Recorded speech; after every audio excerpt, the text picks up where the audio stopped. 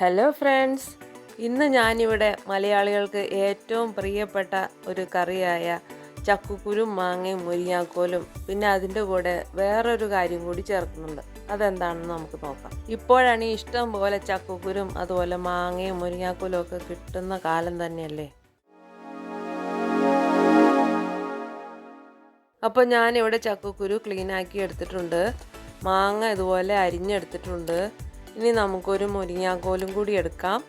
ഇനി അതുകൂടാതെ ഞാനിവിടെ കുറച്ച് ചെമ്മീനും കൂടി എടുക്കുന്നുണ്ട് കേട്ടോ.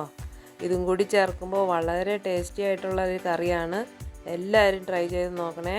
അപ്പോൾ ഞാൻ എടുത്തു വച്ച ചക്കക്കുരുവിലേക്ക് 1 ടീസ്പൂൺ മഞ്ഞൾപ്പൊടിയും അതുപോലെ 1 ടേബിൾ സ്പൂൺ മുളക് പൊടിയും ഇട്ട് കൊടുക്കുന്നുണ്ട്. കൂടാതെ ആവശ്യത്തിന് ഉപ്പും ഇട്ട് കൊടുക്കാം. കറിക്ക് ടേസ്റ്റ് കൂട്ടാനായിട്ട് നമുക്ക് ചക്കക്കുരുവിൻ്റെ കൂടെ കുറച്ച് കറിവേപ്പിലയും കൂടി ഇട്ട് കൊടുക്കണം കേട്ടോ. ഇനി നമുക്കത് കുക്കറിൽ വെച്ച് ഒരു 6 വിസിൽ വരുന്നവരെ വേവിക്കാം. മാങ്ങ ഇതുപോലെ അരിഞ്ഞെടുത്തിട്ടുണ്ട്. മുരിങ്ങക്കായ ഇതുപോലെ ഇത്രയും നീളത്തിൽ നമുക്ക് അരിഞ്ഞെടുക്കാം. ചെമ്മീൻ ഇതുപോലെ എടുത്തത് തലയൊക്കെ കളഞ്ഞ് ക്ലീൻ ചെയ്തെടുക്കാം. ചക്കക്കുരു ഇപ്പോൾ 6 വിസിൽ വന്നിട്ടുണ്ട് കേട്ടോ. ഞാനിപ്പോൾ ഒരു മുറി തേങ്ങ കുറച്ച് ജീരകവും ചേർത്ത് നല്ല ഫൈനായിട്ട് അരച്ചെടുത്തിട്ടുണ്ട് കേട്ടോ. കുക്കറിൻ്റെ പ്രഷറൊക്കെ പോയി വന്നിട്ടുണ്ട്. ചക്കക്കുരു ഒക്കെ നല്ലപോലെ വെന്ത് വന്നിട്ടുണ്ട്. ഇനി നമുക്ക് വേവിച്ച് വെച്ച് ചക്കക്കുരു ഒരു മൺചട്ടി അടുപ്പത്ത് വെച്ചിട്ട് അതിനകത്തേക്ക് ഇട്ട് കൊടുക്കാം. അരിഞ്ഞു വെച്ച മാങ്ങയും മുരിങ്ങക്കായും അതുപോലെ നമ്മൾ ക്ലീൻ ചെയ്ത് എടുത്ത് വെച്ച ചെമ്മീനും കൂടി ഇട്ട് കൊടുക്കുന്നുണ്ട്. ഇനിയിപ്പം മാങ്ങയൊക്കെ വെന്ത് വരുമ്പോഴത്തേക്കും നമ്മുടെ ചട്ടിക്കലത്തിലുള്ള വെള്ളമൊക്കെ വറ്റിപ്പോകും. അത് അങ്ങനെ പോകാതിരിക്കുന്നതിന് വേണ്ടി ഞാൻ 1 ഗ്ലാസ് വെള്ളം കൂടി ഒഴിച്ചു കൊടുക്കുന്നുണ്ട്. ഇനി നമുക്ക് ഇതൊന്ന് ഇളക്കി കൊടുത്ത് തിളപ്പിച്ച് വേവിക്കാം. മൂടി വെച്ച് തന്നെ നമുക്കൊന്ന് തിളപ്പിച്ചെടുക്കാം.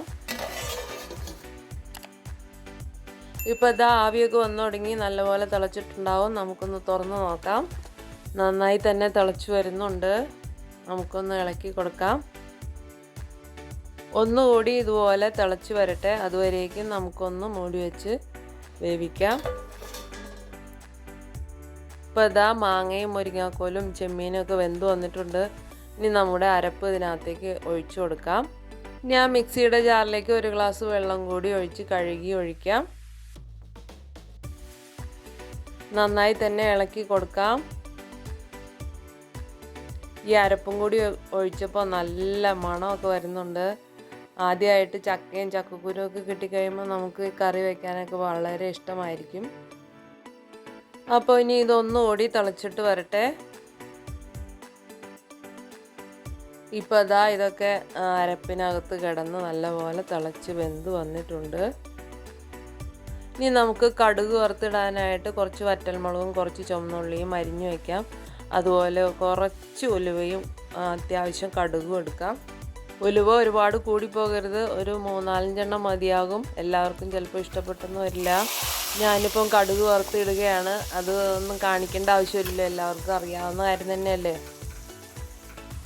കടുകും കൂടി വറുത്തിട്ട് കഴിഞ്ഞപ്പോൾ എന്താ ഒരു മണം! വാവ്, ചോറുണ്ണാൻ തോന്നുന്നുണ്ട്. ഇനി നിങ്ങൾക്ക് ചക്കക്കുരും മാങ്ങയും കിട്ടുമ്പോൾ ഇതുപോലെ ഒന്ന് കറി വെച്ച് നോക്കണേ. എല്ലാവർക്കും ഇഷ്ടമാകും. അടിപൊളി കറിയാണ്. അപ്പോൾ എൻ്റെ വീഡിയോ ഇഷ്ടമായ ലൈക്ക് ചെയ്യാൻ മറക്കല്ലേ. എൻ്റെ ചാനൽ ആദ്യമായി കാണുന്നവരാണെങ്കിൽ ഒന്ന് സബ്സ്ക്രൈബ് ചെയ്തേക്കണേ. നല്ലൊരു വീഡിയോയുമായി വീണ്ടും കാണാം. അതുവരേക്കും ബായ്.